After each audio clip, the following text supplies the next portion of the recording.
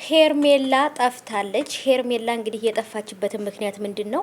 ሌላ ቦታ ሂዳ እየተንዘላዘለች እየተጨመላለቀች ነው እንጂ የሚሆነው ሌላ ነገር ምንም ነገር አይደለም። ምክንያቱም እሷ የሄደችው ልጇን ለማየት ከእህቷ ጋር ነው።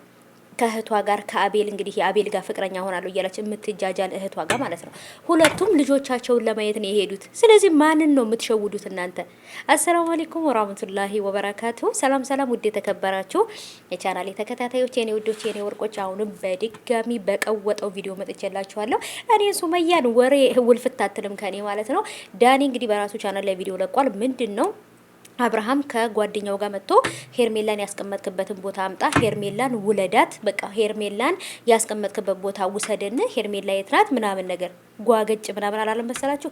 ሄርሜላ ህፃን ልጅ ናት እንዴ? ሰው በቦርሳ ወይ በፌስታል አድርጎ ይዟት በመንገድ የሚሄደው? ሄርሜላ እኮ ትልቅ ሰው ናት። ማድረግ ያለባትን የሌለባትን ነገር፣ መሆን ያለበትና መሆን የሌለበትን ነገር በደንብ ለይታ ታውቃለች። የሆነ ነገር ኮሽ ባለ ቁጥርና የሆነ ነገር በተፈጠረ ቁጥር ዳኒና ሜሪና ሩታ ጋር የሚሮጡት ማለት ነው። በዙሪያቸው ያሉትን ሰዎች አያዩም። አሁንም እነሱን ካሉ በኋላ እንግዲህ ሄርሜላ ወዴት ሄደች? እንግዲህ ጥላቶቻቸው እነ ሩታ ናቸው። እነ ሩታ ወይ ሜሪ ወይ ዳኒ፣ በቃ እነሱ ናቸው ያገቷት እንጂ ሄርሜላ በፍጹም አጠፋም። ሄርሜላ በፍጹም እኔን ርቃ መሄድ አትችልም ብሎ ነው አብርሃም የሚያስበው ማለት ነው። ኧረ እባክህ እንደዛ ነው የሚሰማህ? እንደዛ ነው የምታስበው አብርሃም? ሄርሜላ ልጇን ለማየት ነው የሄደችው ከእህቷ ጋር። እህቲቱም ልጅ አላት። ሁለቱም ግን ልጅ የለንም እያሉ ነው ህይወታቸውን ደብቀው የሚኖሩት ማለት ነው። ሲጀመር ከኛ ከሶሻል ሚዲያ ወይንም ከኛ ከተመልካቾች አንድም ነገር የሚያመልጥ ነገር የለም። ያልበላችሁን አትከኩ። አብርሃም ደግሞ ለዚች ለውሽማህ እንደዚህ ከሆንክ ለሚስትህ ለልጅህ እናት እንደዚህ ያልሆንከውም ደግሞ ለውሽማህ እንደነገሩ ምን የተሰረቀ ነገር ምን ይላል ይጣፍጣል ብለዋልና እና ስለዚህ ጓገጭ አትበልብን እኛ ጋር መጣ ማለት ነው። እኛ ሰላማዊ ኑሮ ነው የምንፈልገው።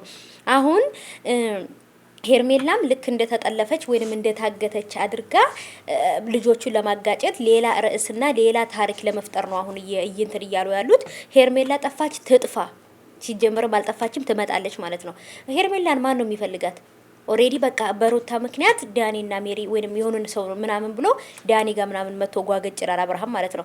ሄርሜላ የት ናት ያለችው? እዛው አጣራ። እሷ የምትገኘው እነዚህ እንትኖች ቦታ ላይ ነው፣ ጭፈራ ቦታ ላይ ምናምን እንደዚህ ወንድ የሚበዛበት ቦታ ነው የምትገኘው ማለት ነው። የገዛ ልጇን የካዴች ሴት አንተን አትክደኝም ብለህ ታስባለህ እንደ አብርሃም? ህይወትህን ምስቅልቅል ካደረገችው በኋላ አሁን ደግሞ ወደ ሌላ ወንድ ትሄዳለች ማለት ነው። ምክንያቱም ሄርሜላ የልጇ አባት ስለከዳት ወንዶችን በቀል ነው የያዘችው እንጂ ፍቅር ትዳር አይደለም። ይሄን ወቁ። ለምን ይሄ በቃ የገዛ የእናቷ ልጅ እህቷ ተናግረዋለች ማለት ነው። ከዚህ በፊትም ቪዲዮ አምጥቼላችኋለሁ። ይሄ በቃ ግልጽ ነው፣ ቤተሰቦቿ የተናገሩት ነገር ነው። ወንድ ልጅ መበቀል ትፈልጋለች። አብርሃምን ወደው አይደለም የቀረበችው ብላለች እህቷ ማለት ነው። አሁንም ቢሆን ሌላ ቦታ ነው የሄደችው።